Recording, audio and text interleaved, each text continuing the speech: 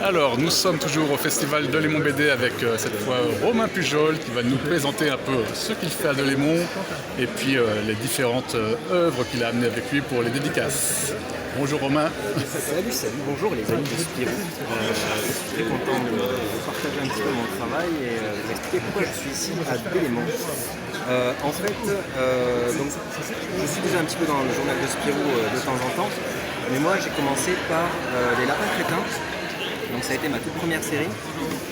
J'ai travaillé avec un scénariste qui s'appelle Titom, qui lui travaillait sur Game Over avec Mesdames.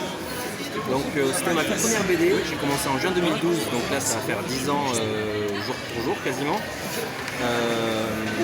Et là je faisais les dessins. J'ai une autre série qui est publiée aux éditions Milan. Là je fais les scénarios, ça s'appelle Avni. C'est un petit peu moins connu que les Lapins Crétins forcément, parce que bon, les lapins c'est une grosse licence. Là c'est un personnage que j'ai imaginé et c'est on va dire pour les 5-10 ans. Et je raconte les histoires de ce petit personnage bleu qui a plein de pouvoirs, plein de particularités. On parle de la différence à l'école avec beaucoup d'humour. Et là c'est le tome 8, le 9 sera en septembre. Donc ça c'est une série qui me suit depuis mes débuts. J'ai 2 nouvelles séries qui sont sorties l'année dernière. Une qui s'appelle Le Codex de Théo, c'est chez Kenes Éditions. Là je suis co-scénariste et je suis co-dessinateur. Ici ça va être une aventure dans une école, on va parler en même temps du harcèlement scolaire. Donc c'est une école un peu mystérieuse, donc c'est vraiment une aventure, mais on aborde un sujet un peu d'actualité, un peu sensible. Et donc c'est chez Kenes. Voilà, il y a un tome 2 qui sortira, je crois, soit fin d'année, soit année prochaine. Et enfin, en BD publié, il y a Le Monde à l'envers. Là, c'est un peu plus fun, on va dire, c'est trash, c'est l'humour un peu plus trash. Et à la base, c'est une chaîne YouTube qui parodie le monde. C'est une chaîne YouTube qui parodie le monde de la télévision. Quand on me l'a proposé, moi, je suis plutôt, je sais pas si je suis un peu ringard, mais j'aime bien Koh-Lanta, j'aime bien Cauchemar en cuisine, Top Chef, ce genre de choses. Et j'avais toujours voulu faire des parodies de ça en BD. Et le fait qu'on me propose de faire cette chaîne YouTube en BD, j'ai saisi l'opportunité. Je peux raconter mes propres gags avec ces personnages. Donc, il y a Philippe Echtebèze qui s'appelle Echtebèze. C'est jeu de mots. La petite finesse. Mais, voilà, il y a une bimbo de la télé-réalité, il y a Christina Cordula. Il y a plein de personnages un peu emblématiques du monde de la télé. Il y a Super Nanny.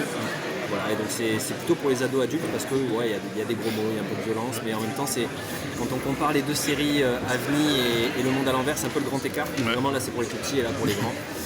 Et puis ensuite, au milieu on a les Lapins Crétins. Et au milieu il y a les Lapins Crétins un peu plus publics, voilà, et le codex qui va parler vraiment d'un sujet sérieux. Donc j'aime bien être un peu au caméléon dans le métier, tantôt faire du dessin, tantôt faire du scénario. Dans Spirou, alors c'était depuis maintenant je pense 2 ans que je suis publié. J'ai une série qui s'appelait Matt, c'était Titom, donc le scénariste des Lapins Crétins, on a lancé une petite série dans le magazine. Ensuite on a fait, alors j'ai fait des choses tout seul en tant que scénariste, une série qui est encore publiée dans le journal des stocks qui s'appelle Psychotine, avec Justine Pina au dessin. Là en ce moment je travaille, alors c'est un peu exclu, ça c'est du Tripaddle. Je vais faire du scénario pour Tripaddle, donc ça sera prochainement dans le journal de Spirou. Je vais essayer de faire à peu près 15 histoires sur le prochain tome. Et il y aura aussi une série de science-fiction, toujours dans le journal de Spirou, qui sortira, je pense, dans l'année. Le premier épisode est fait, la rédaction est validée. Pré-publié dans le journal alors. Pas mal, ouais, j'essaie de le faire de plus en plus. Enfin, le futur album il est pré-publié dans le journal. Ah non, c'est pas un album. Ah non, c'est pas un album, c'est une série. Ouais. C'est vraiment une série. C'est une animation. Pour l'instant, j'ai aucune série publiée dans Spirou qui sort en album, à part Kid Paddle. Ouais. Et c'est pas mon personnage. Mais je pense que voilà. Psychotine, il y a des chances que ça sorte en album, parce que j'ai l'impression que ça plaît plutôt pas mal.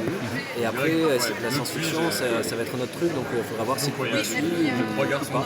Mais l'idée, c'est de faire une série un peu fun en 6-7 pages. On fait une aventure qui se clôture. Vraiment, chaque histoire est indépendante. C'est ce qui me dérange un peu des fois dans Spirou, c'est d'avoir ces BD un peu hachés en plusieurs numéros. Là, vraiment, je voulais proposer, vous avez votre magazine, vous avez une histoire complète, et si jamais vous voulez voir l'univers étendu, vous mettez les numéros à la suite et ça raconte une histoire un peu plus vaste. Donc ça, c'est le petit challenge. Et puis après, il y a toujours des petits projets à côté. Là, je suis en train de monter un truc qui s'appelle Apocalypse avec Saïd Sassine au dessin. Donc voilà, j'ai quand même 6-7 projets. Ça manque pas d'activité dans pour l'avenir. dans les tuyaux. Ouais, et puis je fais pas mal d'éditeurs différents, mais j'essaie maintenant de maîtriser un peu. Ouais. Je fais un peu moins de dessin de temps en temps pour Gendarme du Super-Rouge, je dessine aussi très occasionnellement. Mais voilà, j'essaie de m'amuser en fait, d'aller là où j'ai envie d'aller. Je me pose pas trop de questions, j'aime pas trop les boulots j'ai jamais fait de boulot de commande, donc je fonctionne vraiment au plaisir. Normalement, j'aurais dû avoir aussi un manga qui aurait dû sortir pendant le Covid. Et ça s'est pas fait parce que l'éditeur n'a pas pu suivre en fait. Alors il n'est pas mort du Covid, Non. mais sa boîte oui.